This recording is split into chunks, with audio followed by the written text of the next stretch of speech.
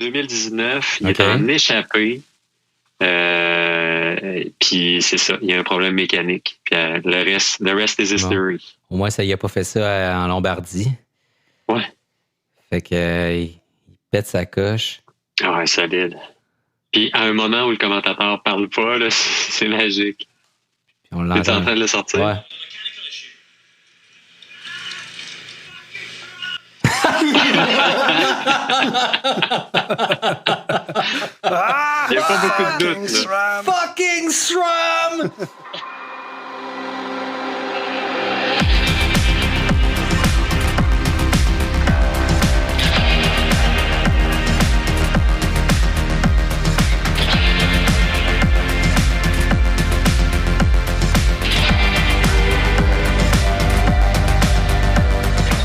Seven Mesh et Parley présente Radio Bidon, une émission produite par le studio Balado La Flèche.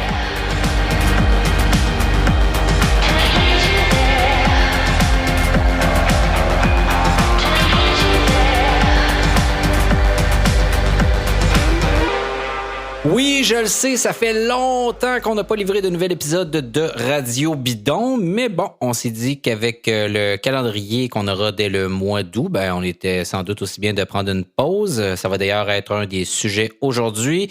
Mais la machine à podcast est repartie et je suis avec mes comparses Emmanuel Moisan. Bonjour Emmanuel. Salut David. Et avec Charles Ostigui. Salut Charles.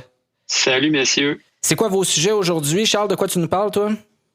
Du calendrier remanié, principalement sur route, mais je vais toucher aussi du cyclocross et du vélo de montagne. Oui, et d'une nouvelle dans le monde de la route qui nous est arrivée où on enregistre cet épisode le jeudi 9 juillet. Une nouvelle du jour dans le monde, grosse nouvelle là, quand même dans le monde du vélo dont on parle aujourd'hui aussi. Emmanuel, c'est quoi ton sujet? On parle de chaîne d'approvisionnement là, pour essayer de tenter d'expliquer un peu là, les ruptures de stock puis les délais pour s'approvisionner dans les magasins qu'on vit tous là, en tant que cycliste cet été. Oui, c'est assez spectaculaire. Là. Il y a des pénuries d'un peu de tout. Hein. Il y a des pénuries de vélos, ça, on le sait. Pièces, d'accessoires, les délais. Oui, sans parler du temps. Là, il y a des endroits là, où vous pouvez attendre votre vélo jusqu'à 6 semaines s'il est en réparation. C'est assez spectaculaire. Mais avant, je voulais vous demander, messieurs, à quoi ressemble votre été de vélo, vous deux? Manu, toi, vélo de montagne surtout? Oui, bien mixé à date. Beaucoup de vélos de montagne. J'ai commencé à coacher un groupe avec le Club cycliste Mont-Sainte-Anne du côté récréatif, les jeunes de 14 à 17 ans. Wow. J'aime beaucoup ça. Je pensais pas que j'aimerais ça. Je pensais pas que je serais bon, mais j'y prends beaucoup de plaisir.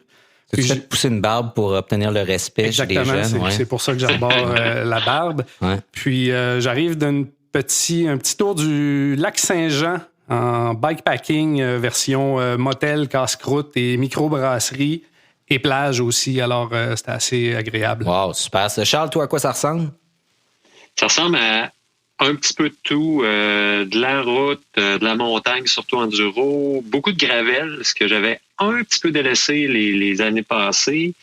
Et puis j'ai même fait un 90 km de TT dans le cadre d'un demi-Ironman pour le plaisir entre amis la semaine dernière. Ça fait que je fais un peu de tout. Un demi-Ironman pour le plaisir entre amis. Pour le plaisir. Oui, pour le plaisir. Ça se glisse bien dans une discussion. Oui, masochiste, bonjour.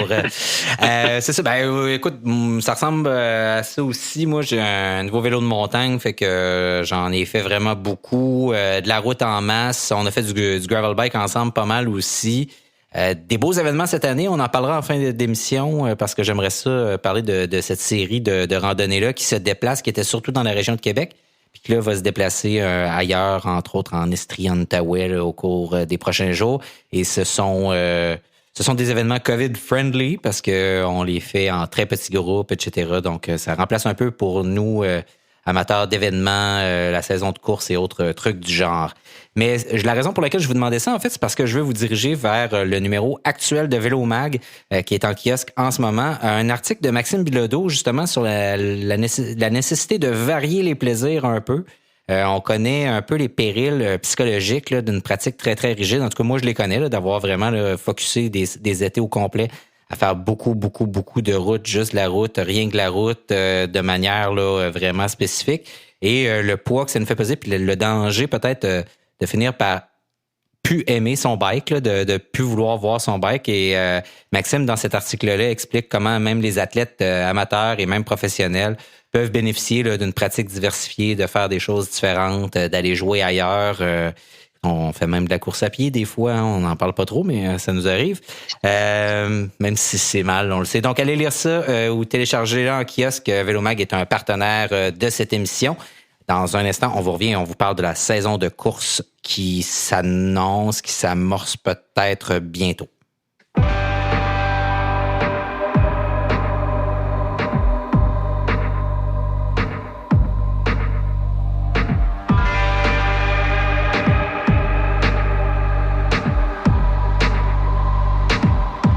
Je dis peut-être bientôt parce que théoriquement, dans quelques jours, on aura droit à une saison de course condensée. On va vous parler, Charles va nous parler de ce calendrier-là, mais je le regardais tout à l'heure, puis premièrement, je ne sais pas comment je vais faire là, pour gérer ça dans mon horaire, mais deuxièmement, je ne sais pas non plus, on le sait un peu, mais c'est complètement fou. Là, Charles, là, par où on prend ça, ce calendrier-là, là, pour essayer de le situer, de le comprendre? C'est une excellente question. En fait, il est construit, selon moi, autour du Tour de France et des championnats du monde qui vont occuper le plus clair du mois de septembre. Ouais. A priori, il y a des conflits partout. Il y a 2, sinon 3 courses en même temps pour toute la période, c'est-à-dire du début août jusqu'à la mi-novembre pour les courses de première catégorie. Ouais. Il y a des trucs intéressants. On est content de voir qu'il va y avoir du Strade Bianche le 1er août, qui est la date où tout débute. Ouais. Puis, tu sais, bon, je veux le dire de façon très franche pour commencer. Quand, au début mai, au plus fort de la crise, l'UCI nous propose un calendrier. La première chose que je me suis dit, un peu sous le principe de under promise, overachieve, ils nous font un gros calendrier, mais je me fonde pas trop d'espoir là-dessus. Sauf que là, on est le 9 juillet, on est à 3 semaines du début des courses en question. C'est triste à dire, mais on est déjà à 3 semaines du mois d'août. L'été est fini. Ça se peut que ça ait lieu. De quelle façon est-ce que ça va être remanié en cours de route? Moi, je pense que oui. Par exemple, bon, il reste des points en suspens. On a, au début, en août, on va avoir donc Strade Bianche, Milan-San Remo, le Critérium du Dauphiné.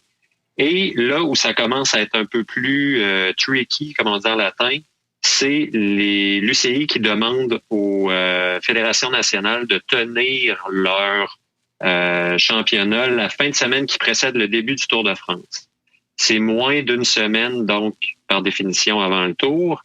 S'il y a des coureurs qui arrivent de l'extérieur de la France, est-ce qu'ils vont devoir se mettre en quarantaine pendant 14 jours? Point d'interrogation. Oui, c'est ça. Il y a des trucs vraiment pas clairs. Ou genre abandonner, comme ça arrive quand même assez souvent, là, les championnats nationaux pour pouvoir aller participer au Tour. Là, il y a plein d'années où on voit pas les Hugo Hull, les Antoine Duchesne parce qu'ils sont en Europe et ils sont occupés là-bas. Là. Oui, tout à fait. Puis c'est ce qui risque d'arriver. Et à l'inverse, en septembre, on va se retrouver avec le problème de courses importantes, le Grand Prix Québec, Grand Prix Montréal, qui sont tenus pendant Tirreno-Adriatico et qui sont tenus pendant, excusez du peu, le Tour de France. Est-ce que ça va faire que les coureurs, le Grand Prix Québec et Montréal, qui pour l'instant sont maintenus, ça va devenir une course de Nord-Américains ou de Nord- et Sud-Américains? Ça reste à voir. Encore là, c'est un peu... plus ou moins situé de la même manière qu'il l'est sur le calendrier normal par rapport aux championnats mondiaux. Donc, peut-être des coureurs, là, des coureurs d'un jour qui veulent justement affûter leur forme en prévision des mondiaux, auront intérêt à venir faire ces courses-là. Mais encore là, comme tu le disais tantôt, ça va être quoi les restrictions de vol? Il y a tellement d'inconnus encore, là, c'est vraiment difficile. Puis moi, j'ai un genre de prédiction un peu cataclysmique à faire, là, mais j'ai bien l'impression qu'on va se retrouver avec des athlètes qui vont attraper la COVID puis que ça va se répandre là, comme une traînée de poudre à l'intérieur du peloton. Là. C'est quelque chose qui est fort plausible. Là. Tout à fait. Puis, tu sais, le cyclisme, c'est un sport individuel qui se pratique en équipe. Puis, si on regarde les sports d'équipe qui ont déjà recommencé en Amérique du Nord, leur camp d'entraînement, je pense au baseball, je pense au football, aux États-Unis et au Canada. Au Canada, le problème semble moins grave, mais aux États-Unis, pour l'instant, il y a plusieurs camps d'entraînement qui, après des éclosions, ont dit, bon, ben les boys, désolé, retournez guérir ça chez vous, puis on se rappelle. Donc ça se peut qu'on ait un mois d'août, puis qu'après ça, ils fassent, bon, ben tout bad pour le Tour de France ou quelque chose du genre-là. Cela dit, en Europe, les gens sont habitués de vivre dans des espaces plus restreints et ont pris le problème au sérieux, ce qui semble pas être le cas partout aux États-Unis en ce moment, pour dire le moins. Est-ce que ça va réagir différemment? Est-ce que le fait que les gens aient été confinés ou mis en quarantaine dans des espaces beaucoup plus petits que ce qu'on peut avoir en Amérique du Nord, ça a été pas la leçon, mais tu sais, le coup de cloche qui a dit OK, il faut pas qu'on repasse par là, on va tout faire pour que ce soit le cas. Est-ce que c'est suffisant? Question qui reste en suspens pour l'instant. L'autre élément dans le calendrier qui va être qui est majeur parce qu'il y a un des protagonistes qui est un incontournable, c'est Peter Sagan qui a décidé de faire le Giro. Mm-hmm. Et ce que ça veut dire en 2020, c'est qu'il ne fera pas les classiques. Non, parce qu'elles sont, juste pour faire la liste, là, pendant le Giro, là, il y a Liège-Bastogne-Liège, Amstel Gold Race, Gent-Wevelgem, à travers les Flandres, le Tour des Flandres, Bruges de Panne et Paris-Roubaix. Et la première semaine de la Vuelta en Espagne. Pas mal le terrain de chasse de prédilection d'un Peter Sagan, ça, ces courses-là. Là. Ouais, pas mal. Exact. Ça donne quasiment, c'est peut-être mon côté parano, mais Sagan a fait une plutôt belle campagne de pub avec le Giro que je vous invite à googler. J'essaierai pas de vous la jouer, mais c'est assez intéressant. Mais c'est donc à se dire, est-ce que Sagan se dit, cette saison-là aura pas lieu anyway. Ça fait que je vais aller faire le zouf un peu en Italie au niveau de la campagne de pub. Ça reste à voir, là. Mais je pense qu'il était dû de toute façon. La carrière de Sagan ne sera pas éternelle. Il était temps qu'il se rende faire le Giro, où il peut faire des belles choses par ailleurs, et arriver peut-être à El Lombardia, qui est pas couvert par la plage, mais qui est encore assez proche. Là, une semaine après. Du Giro, oui, exactement. Une semaine après. Puis après ça, vous avez pendant ce temps-là, il y a la Vuelta qui finit le 8 novembre. Donc, théoriquement, selon le calendrier actuel, là, on finirait la saison le 2020 le 8 novembre. Un grand tour qui finit le 8 novembre. Oui, exactement. J'ai beaucoup parlé des hommes. Je parle de 2 points qui sont intéressants dans le calendrier des femmes. Le retour de Strade Bianche, qui était une course passionnante l'année dernière, et l'ajout finalement About Freaking Time d'un Paris-Roubaix féminin. Bravo. Ouais, en arrêtant de servir l'argument que si les filles vont être capables de faire ça, qui était complètement débile. Là, finalement, on a un Paris-Roubaix pendant une période où on s'attendait un peu plus que l'UCI soit sur les freins. Donc, bravo. J'ai bien hâte de voir ça. Je vais le regarder avec plus d'intérêt que la course des hommes. Et oui, et il y aura peut-être un jour autre chose qu'un ou 2 jours de la course by le Tour.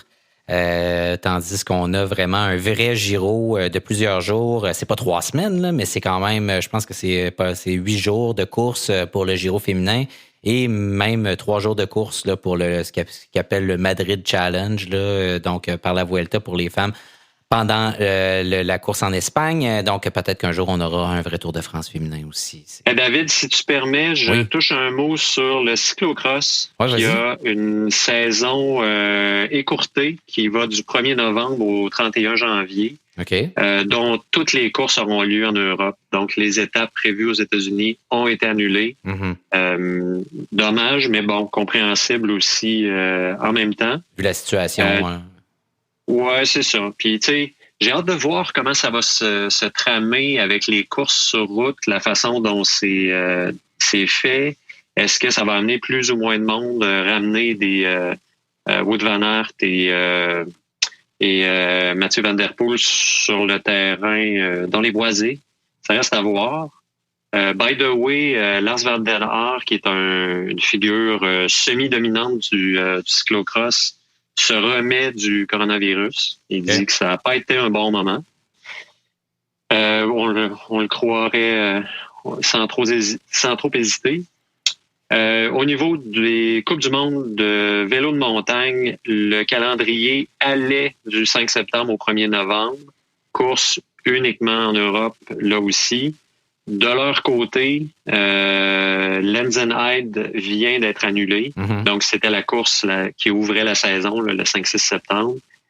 Il y a comme quelque chose qui me dit que ça se peut que ça passe dans le tordeur aussi, mais bon, on verra ce que l'avenir nous réserve. On s'attend au pire, puis on se surprendra du meilleur si jamais c'est ce qui se déroule là. Pour finir avec le cyclisme professionnel, il est tombé une bombe parce que dans le monde du cyclisme, en même temps, bon, une bombe qu'on entendait siffler du haut du ciel, lancée depuis le B52 des rumeurs de l'actualité cycliste depuis des mois. Vous me pardonnerez la métaphore douteuse. C'est Chris Froome qui s'en va de chez Ineos pour aller chez Israel Startup Nation. Chez Israel Startup Nation, qui est un peu une équipe québécoise quand même, d'une certaine manière. Oui, ça c'est... Mais tu sais, ça c'est comme quand quelqu'un réussit quelque part sur la planète, on aime bien dire que un artiste, on aime bien dire qu'il vient du Québec, des trucs comme ça, mais non, effectivement. Tu parlais que c'était une bombe qu'on entendait siffler depuis un moment. On savait juste pas où est-ce qu'elle allait tomber. Ouais, c'était à peu près ça. Ni à quel moment. Moi, j'aurais beaucoup aimé le voir chez UAE, mais bon, on va voir ce que ça donne. Parce qu'il aurait été, à mon point de vue, mieux entouré. Dans une équipe qui était setée pour des grands tours, avec des jeunes qui touchent pas à terre quand ils pèsent sur les pédales en ce moment. Il me semble que ça aurait fait un vrai beau fit, mais bon, ce sera Israel Startup Nation qui, probablement, de toute évidence, avait les poches un peu plus profondes pour offrir un contrat. Un contrat, d'ailleurs, qui débute le 1er janvier. Hein, ça fait que Froome fait partie de Ineos pendant la prochaine saison de course. Fait que ça, c'est peut-être l'élément le plus intéressant de la chose. Comment ils vont gérer? Est-ce qu'ils vont l'envoyer au Tour de France? Ça, c'est une bonne question. Ou parce que dans les conditions... Moi, j'ai envie de dire probablement pas. Je sais pas.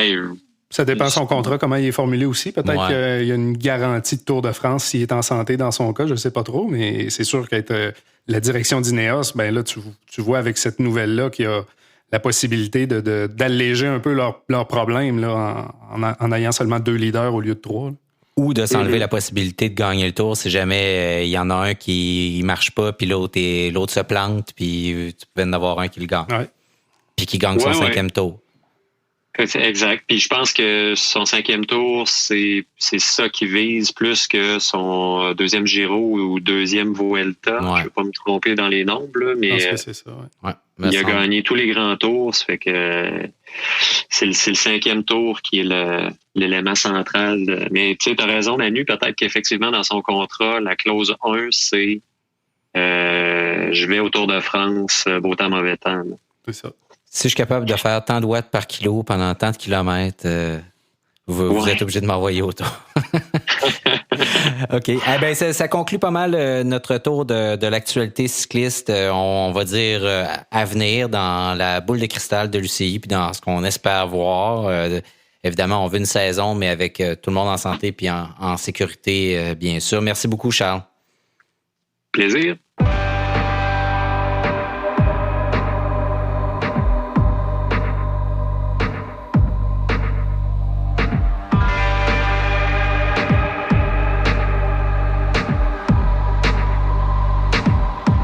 Deuxième sujet de l'émission, si vous êtes allé dans une boutique de vélo après avoir fait la file à la porte et vous êtes désinfecté les mains et où on vous a répondu, évidemment, comme de raison, avec des visières et des masques et ou des masques, vous avez constaté que l'achat d'un vélo est passablement compliqué, surtout si vous vous retrouvez dans la fourchette là, des 800 là, à 1500 $ pour des vélos. Ils se sont volatilisés. C'est une année extraordinaire en termes de vente. Emmanuel, il n'y a pas que les vélos qui se sont envolés dans les boutiques. Et là, on commence à ressentir une certaine pénurie. On craignait la pénurie alimentaire. Les gens se sont garochés dans les épiceries. C'est dans les produits cyclistes qu'on a une drôle de pénurie maintenant. Qu'est-ce qui se passe? Puis comment ça se fait qu'on en est arrivé là? On a comme l'impression que la chaîne d'approvisionnement est un petit peu brisée. Puis c'est comme une tempête parfaite, on dirait, qui s'est créée autour de cette saison 2020. En raison de la pandémie, évidemment.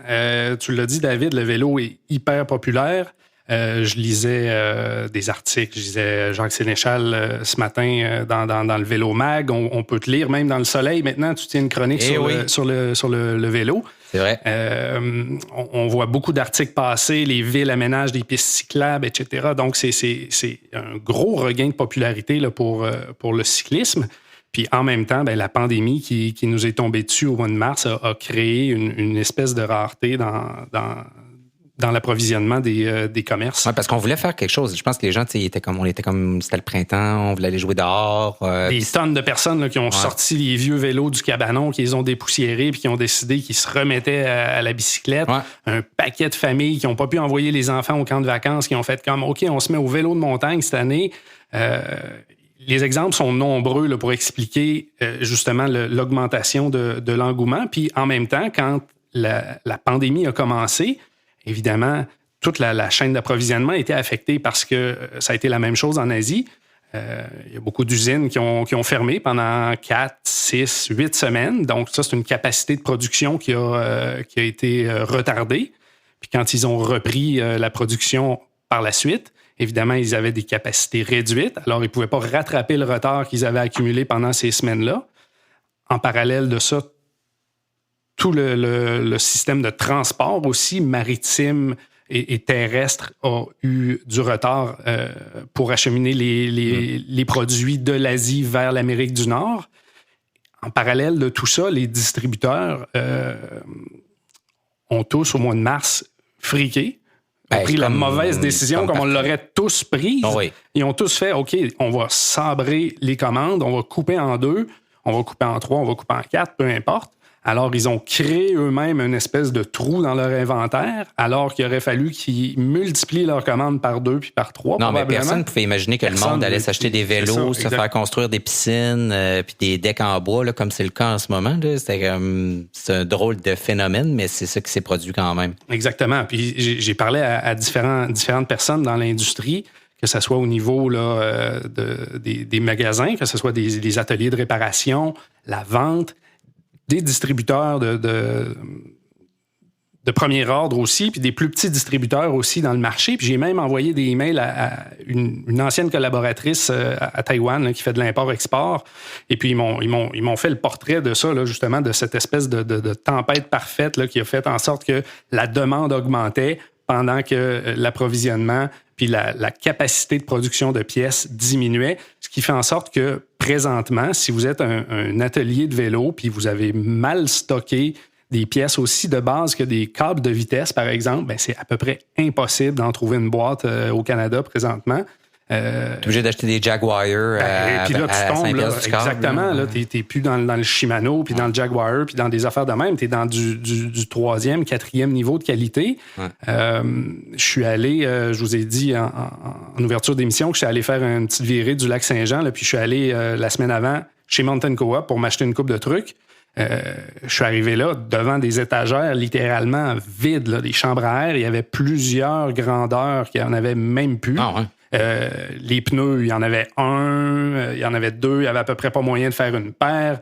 Il y a même des gens en magasin qui m'ont dit que, puis là, j'ai pas été capable de vérifier ça, fait que je nomme pas de compagnie, de marque ou quoi que ce soit, mais que certains distributeurs avaient carrément décroché le téléphone pour une semaine ou deux parce qu'ils sont pas capables de rien livrer. Fait qu'un magasin appelle pour passer une commande ils mettent tout en back-order. Donc, ils ont fait comme, bon, OK, on va attendre qu'on ait des commandes qui arrivent avant de reprendre les commandes téléphoniques. Alors, ils ont simplement comme arrêté de répondre au téléphone. Ouais, les tests médias pour les nouveaux produits, c'est la même chose. Moi, j'ai fait des demandes pour essayer des produits à certains distributeurs, puis ils nous disent, écoute, là, tout ce qui concerne le staff, les médias, cette affaire-là, on a tout mis ça de côté parce qu'on ne fournit pas à envoyer ce qui nous est commandé en boutique.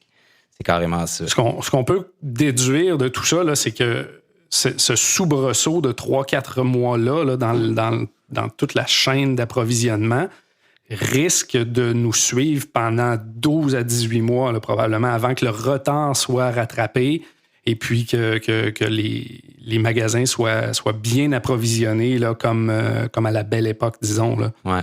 Beaucoup de vélos là, qui sont quelque part dans des containers sur des bateaux, que les gens les attendent. Moi, ça fait plusieurs personnes à qui je parle là, qui ont des vélos achetés, qui ne sont pas arrivés. Des détaillants qui vendent des vélos à des gens qui arrivent pour acheter un vélo d'une valeur de 3 000 à 4 000 puis qui repartent avec des vélos de 7 000 à 8 000 parce que c'est ça qui reste en stock puis ils veulent un nouveau bike. Exactement. C'est un peu la problématique, la belle problématique dans un sens, mais c'est un peu un irritant aussi parce que tous ces gens-là qui se sont remis au vélo après quelques années, ben là, se frottent à une industrie qui est un petit peu là, boiteuse ces temps-ci.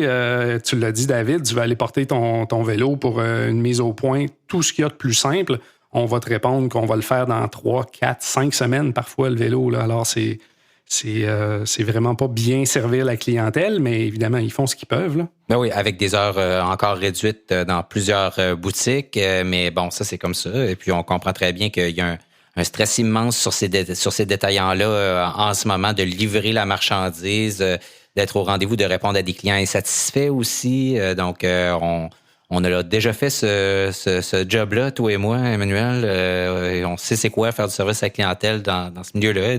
Puis on sait que la saison n'est pas très longue non plus. Alors on veut en profiter. C'est sûr que faire réparer ton vélo puis le perdre pendant 3-4 semaines en plein été... non, merci. C'est pas l'idéal. Là. Ben, merci de nous avoir expliqué un peu là, qu'est-ce qui explique tout ce problème-là en ce moment dans les boutiques Emmanuel. Puis on vous souhaite bonne chance si vous avez un vélo quelque part sur un porte-conteneur dans l'Atlantique ou sinon, ben armez-vous de patience puis ménagez vos pièces parce que ça peut prendre du temps avant d'en avoir de nouvelles.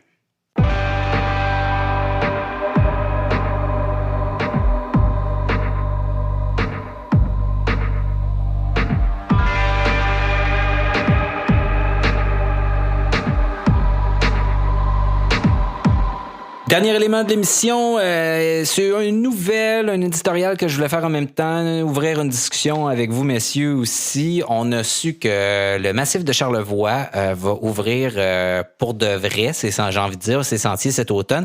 L'année dernière, leur ouverture officielle a été compromise là, par une espèce de torrent d'eau là, qui est venu massacrer le principal sentier. On est en train de procéder, je les ai appelés pour savoir exactement, là, mais il y a plein de détails qu'on ne sait pas. Donc, ce sont des sentiers de descente accessibles en gondole. Donc, on va prendre la gondole pour remonter. Je dis la gondole, mais c'est ma vieille habitude là, de Mont-Sainte-Anne, mais on comprend que c'est la remontée mécanique. Donc, pour monter. Et il y a plusieurs sentiers qui sont aussi en construction. On est en train de travailler sur ceux de l'année dernière aussi, dont un sentier, parce qu'en ce moment, ceux qui étaient là, qui étaient existants, arrivaient, pour ceux qui sont familiers avec le massif de Charlevoix, quand vous prenez la gondole, il y a une espèce de mid-station, donc de station intermédiaire, là, qui est à peu près au dernier tiers à partir du bas, là, quand on arrive vers le bas. Ouais, dernier tiers-quart vers le bas. Donc, et là, on ouvre un nouveau sentier qui va aller jusqu'en bas et qui sera très familial. Et dans la discussion que j'ai eue avec mon interlocutrice au massif de Charlevoix, on m'a spécifié que ce qu'on voulait faire, là, c'était vraiment créer des sentiers, un réseau qui était accessible à tous, donc où ceux qui veulent vraiment de la vitesse des jumps, ça, vont trouver leur plaisir, mais où on va pouvoir débarquer avec sa famille, avec sa petite famille, descendre. Et comme elle me disait, tu sais, c'est long là quand même, descendre le massif au complet, donc il fallait que la dernière partie soit très, très particulièrement accessible. Ce qui m'amène à parler peut-être là, d'une peut-être une nouvelle philosophie que je constate là, dans les sentiers, puis ça m'a vraiment frappé en allant à E47 cette année où j'étais jamais allé l'été. Et c'est la qualité de plus en plus importante de l'équilibre là, dans les sentiers, puis dans la façon de concevoir les pistes aussi. Où pendant longtemps, le vélo de montagne, là, ça a été un sport un peu macho, là, où il fallait là, que ça soit le plus difficile possible. Et maintenant, on voit là, que c'est un sport de plus en plus familial, où il est pratiqué de plus en plus par les filles aussi, et où on veut pas punir les gens qui arrivent dans des secteurs plus difficiles, mais plutôt leur dire, ben si vous êtes game, on va vous récompenser. Voici quelque chose, un petit nanane de plus pour les plus intrépides. Mais si vous l'êtes pas, ben on va vous faire un super de beau sentier quand même. Je sais pas, messieurs, c'est quoi, au Mont-Saint-Anne, je le constate aussi, Vallée-Bras-du-Nord aussi, c'est quand on arrive à Shanahan particulièrement, où on peut aller faire les beurres d'érable, tout ça, mais où vous pouvez aller faire les Nelson si vous voulez aussi vous faire très, très mal. Là, il y a comme on parle de popularité de vélo depuis tantôt, mais il y a comme une augmentation dans la qualité aussi de la confection des sentiers. Charles Sexton, là, qui fait les pistes au E47, il appelle ça du fun country. Ouais, du fun country. Fait que c'est des sentiers qui sont axés sur le plaisir, puis c'est des sentiers qui, à mon sens, enlèvent la barrière à l'entrée là, qu'on avait dans le vélo de montagne avant, qui était difficile à passer. Puis par ça, je m'explique. C'est que si tu réussis à y aller, puis à pas trop te faire mal, puis à y aller une deuxième fois, puis à pas trop te faire mal, puis à y aller une troisième, puis une cinquième, puis une huitième fois, bien là, à un moment donné, tu commençais à aimer ce sport-là. Fait qu'il y avait beaucoup de monde qui se tannait puis qui devenait des abusés du vélo de montagne au tout début de leur pratique. Il allait une fois puis il disait plus jamais. Plus jamais. Ils ressortaient de là avec des bleus, des écorchures, mal aux mains. Il n'y avait pas eu de fun. Alors que maintenant, bien évidemment, avec la fabrication, l'aménagement des sentiers qui est beaucoup mieux qu'il l'était, puis les vélos qui ont 120, 140, 160, 170 mm de débattement, extrêmement performants. Et ou des moteurs. Ça rend ça extrêmement accessible. Puis c'est devenu familial, c'est devenu accessible à tous. Puis comme tu le dis, selon ton niveau de compétence, bien là, à ce moment-là, tu adaptes ta conduite, puis tu adaptes ton pilotage au sentier, puis tu y trouves ton compte. C'est quelque chose qu'on voyait déjà ailleurs, Charles? Ben en fait, la grande corollaire à tout ça, c'est une fois que on constate que les sentiers sont aménagés de façon différente, et tant mieux maintenant, c'est que la signalisation prend toute son importance. À savoir, puis c'est un débat que j'ai souvent avec des partenaires en vélo de montagne, à savoir qu'est-ce qui est une verte, une bleue, une noire, une double noire, une rouge. Tout ça, il y a de la place, je crois, pour tous les types de sentiers. Une station peut être voisine d'une autre et avoir des trucs complètement différents, mais il faut définir ce qu'on présente. Ouais. L'accès du plus grand nombre maintenant, c'est fameux. Faut juste pas leur jouer de tour. À toutes les fois que je roule dans mon spot local puis que je croise quelqu'un qui a l'air perdu, je m'arrête 2 minutes. Pour lui l'orienter vers les bonnes pistes. Puis à toutes les fois, quand je sens qu'il y a une hésitation, je vais l'orienter vers une piste en lui disant « Va dans celle-là, il n'y a pas de piège. » C'est surtout celle-là, tu peux rouler et c'est la vitesse à laquelle tu vas rouler qui va faire la difficulté de la piste au lieu d'une surprise pour quelqu'un qui n'est pas nécessairement du niveau de la trail dans laquelle il s'engage. Ce que j'allais dire, Charles, c'est qu'il y a maintenant, il y a aussi, on parlait des clientèles, mais il y a les types de vélos aussi là, qui changent puis qui amènent eux aussi une autre clientèle. On croise maintenant des drop bars là, dans les sentiers, on croise des vélos électriques qui sont avec des gens là, orientés, mettons, performance, mais on croise maintenant aussi des vélos électriques avec des gens qui sont beaucoup plus de niveau récréatif. Des gens qu'on n'aurait jamais croisés à 4-5 km dans le bois avant, là, puis maintenant, ils sont là. Alors, la signalisation prend vraiment son importance, là, évidemment, là, pour bien orienter ces gens-là, leur donner une belle expérience, leur donner le goût de revenir, puis les envoyer dans les sentiers qui sont de calibre là, pour eux. Ou bien indiqué, tu sais, là, il y a à l'intérieur des sentiers, parce que, tu sais, tantôt, je parlais de sentiers qui peuvent être avec des passages difficiles, des passages moins difficiles, tu sais, bien l'indiquer à l'intérieur même du sentier. Puis aussi, ce que je constate, là, c'est vraiment aussi la nécessité de rendre le pilotage à l'intérieur d'un système de sentier le plus fluide possible. C'est-à-dire de ne pas être obligé de m'arrêter à chaque fois à la carte pour voir si je m'en vais au bon endroit. c'est pas plus difficile d'inscrire toutes les pistes qui s'en viennent vers la droite si je vais là, tu sais, puis de savoir que là-bas à droite, là, les 5 pistes les plus intéressantes, là, c'est par là que je vais là, pour les. Puis là, je suis pas obligé d'arrêter, je continue, c'est fluide, je sais que je vais me rendre à la bonne place. Pas m'arrêter, regarder une carte que j'ai de la misère à lire, qui était délavée par la pluie puis le soleil, puis un vous êtes ici que je suis pas capable de voir c'est où dans le sentier. On est habitué de toute façon comme automobiliste là, à processer beaucoup d'informations en termes de signalisation. Là. Je pense que c'est pas un problème de le faire à vélo. Là. Exact. Donc, on sent que il se passe quelque chose. Il y a un engouement, puis avec ça vient une vraie modernisation là, des manières de faire des sentiers. Charles Sexton, dont tu parlais tantôt, parlait de vision progressiste du vélo, donc inclusive, de créer des... Puis tu sais, c'est des affaires, là, quand je suis allé à Whistler la première fois, puis j'ai fait des trucs comme A-Line, B-Line, tout ça, tu sais, où t'as, à l'intérieur même, tu sais, d'une piste très large, 3 lignes différentes, tu sais, où t'as la ligne facile d'un côté, dans le milieu, la ligne moyenne, puis à l'autre extrême, la ligne là, vraiment complètement capotée avec les méga jumps. Puis là, ça nous a pris...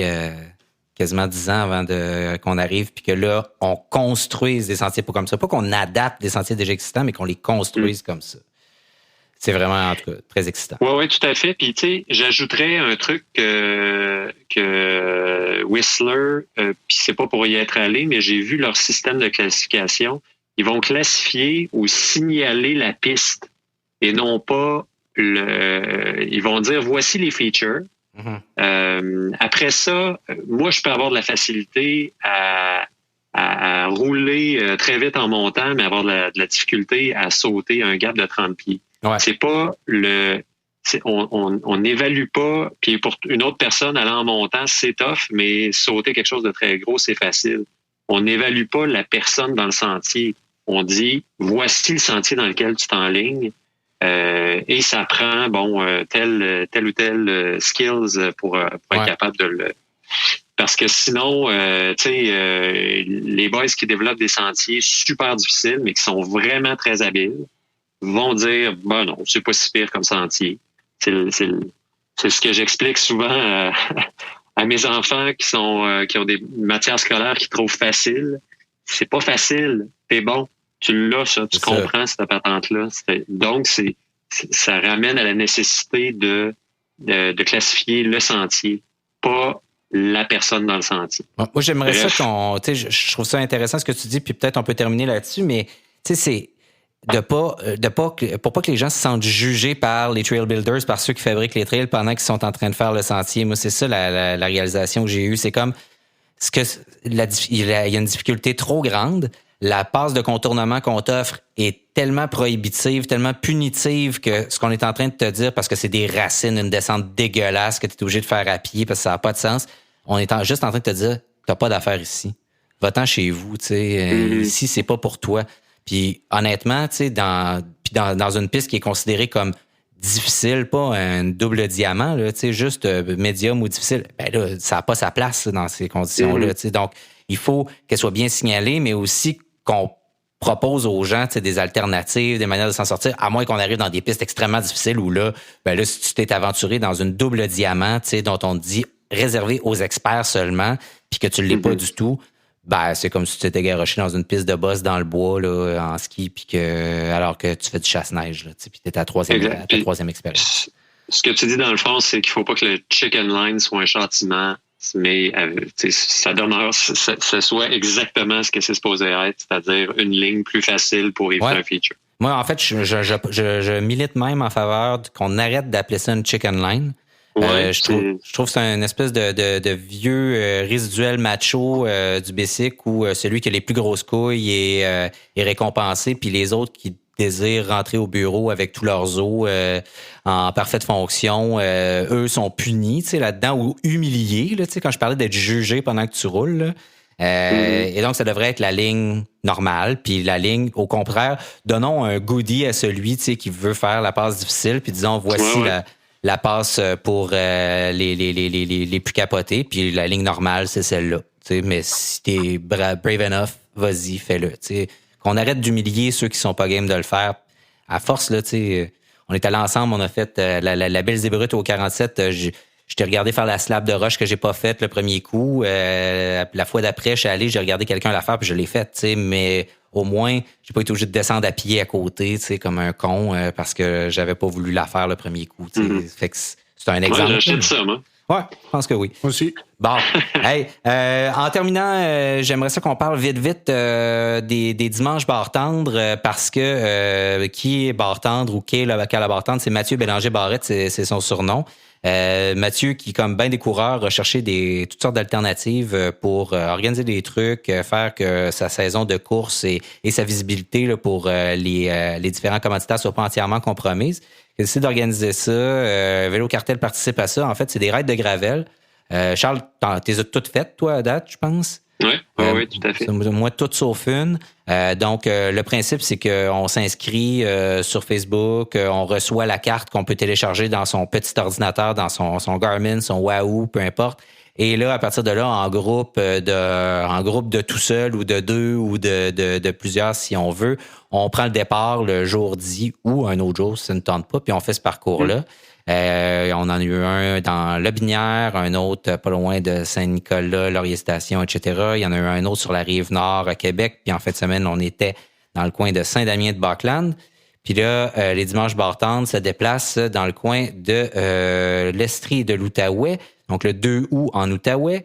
Je pense que c'est un parcours là, qui ressemble à celui de Big Red. Est-ce que je me trompe? Non, tu te trompes pas du tout. Okay. Je pense que c'est même fait avec les gens de cette organisation-là qui donnent un coup de pouce à Matos, qui est son autre surnom en plus de Bartendre.